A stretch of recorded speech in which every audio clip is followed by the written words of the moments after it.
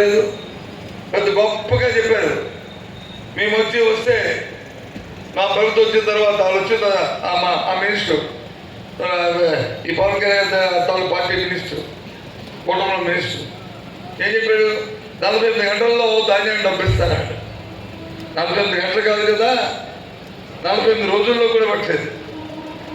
ఏమి మరి మాట్లాడటం పొకండి కబుర్లు చెప్పడం, ఓహో ఇక్కడ చెప్తావు కొండలు దాడిపోతాయి, కాస్త కొంచెం లేదు, పండిన పంటకి ధర లేదు. అక్కడ వచ్చి మిర్చికి లేదు. జగన్మోహన్ రెడ్డి గారు బయలుదేరితే వీళ్ళు ఢిల్లీకి పరిగెడతారు. అక్కడ మామిడికాయలకి లేదు, జగన్మోహన్ రెడ్డి బయలుదేరితే వీళ్ళు ఢిల్లీకి వెళ్తారు. పొగాకు లేదు, జగన్మోహన్ రెడ్డి గారు వచ్చి లేదంటే వీళ్ళు ఢిల్లీకి బయలుదేరుతారు. ఢిల్లీ ఎందుకండి? ఢిల్లీ నీ ప్రభుత్వంగా నీతోనే ఉంది కదా. నువ్వు అందులో కొంత ముందు దానికి ఇన్వాల్వ్ అయ్యి తర్వాత ఢిల్లీ తెచ్చుకోవచ్చు కదా.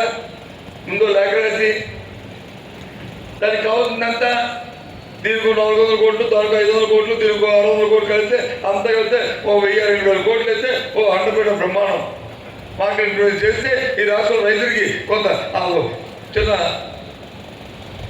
వస్తాయి. కానీ నువ్వు 1,60,000 కోట్లు తీసుకొచ్చి మరి ఆ కార్యక్రమం ఎదురు చేయట్లేదు. ఎదురుతో ఏం చేస్తున్నావు? మరి ఈ రైతాంగాన్ని ఏం చేస్తున్నాను? అప్పుడు ఏంటో కానీ శాపం రైతులకి.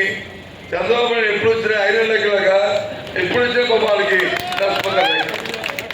అది ఉక్కుపాదం చంద్రబాబు నాయుడు. అది రైతు పెద్ద పడిపోతే లేకపోతే మా ఇంట్లో పడిపో అది దొరికింది.